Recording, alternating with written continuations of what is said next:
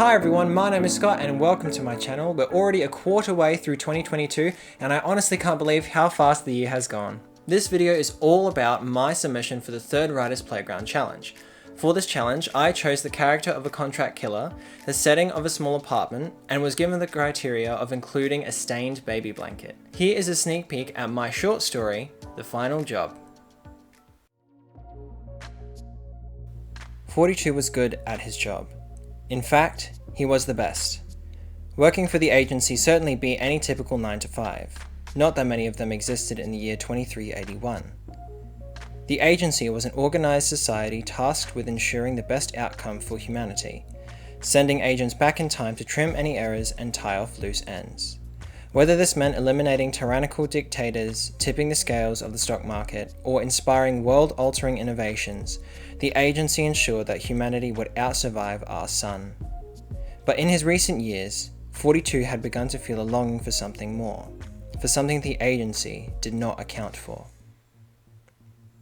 Entering through the office door, 42 met with one, the first agent and head director of the agency. "Ah, 42, one said. "Please, take a seat." "Thank you for meeting with me, Director." "The pleasure was all mine, 42. I always have time for my best agent." One smiled, his moustache brushing against the lip of his glass. "What is it you'd like to discuss?"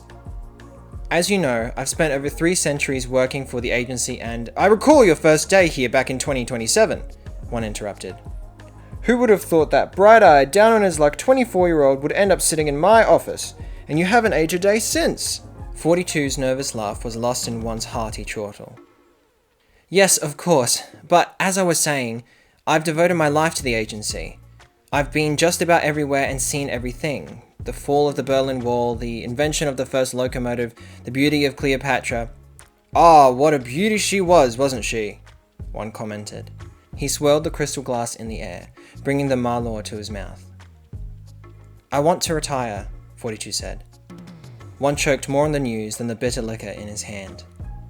"There's only so many people you can kill before you get tired." Setting the glass down with a clunk, one shifted awkwardly in his chair and rested his elbows on the desk. He sighed heavily.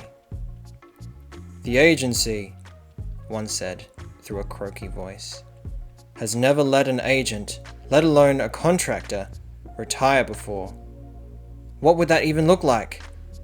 "I was thinking 2034 after the war is long over, a house by the lake just east of a small town in Canada. It's been far too long for me to pick up where I'd left off, so I'd live out my days there until time does what it does best." 42's smile faded as the air froze between them, thickened by another heavy sigh from one. After a moment of contemplation, one looked up from his hands.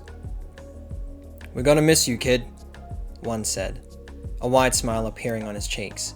"I'll take care of it for you. Consider it done." "Thank you, Director. But before you go, I need you to finish one final contract for me." I wrote this story during the busiest week of my year so far, being in the middle of reviewing shows for the Adelaide Fringe, uni work, teaching salsa, and tutoring high school students. And yet, I really enjoyed writing it.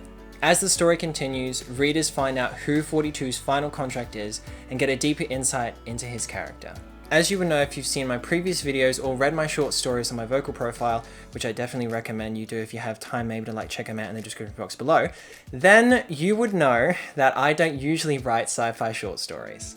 Delving into the sci-fi genre in this short story meant that I needed to change how I approach the world building process. As such, I spent a couple of days researching and understanding how the mechanics of my fictional world would work.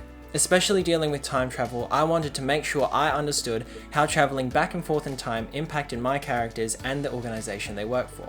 But after 4 full edits and a very concerning first draft of this story, I was really happy in where it ended, and I hope that it does well in the competition.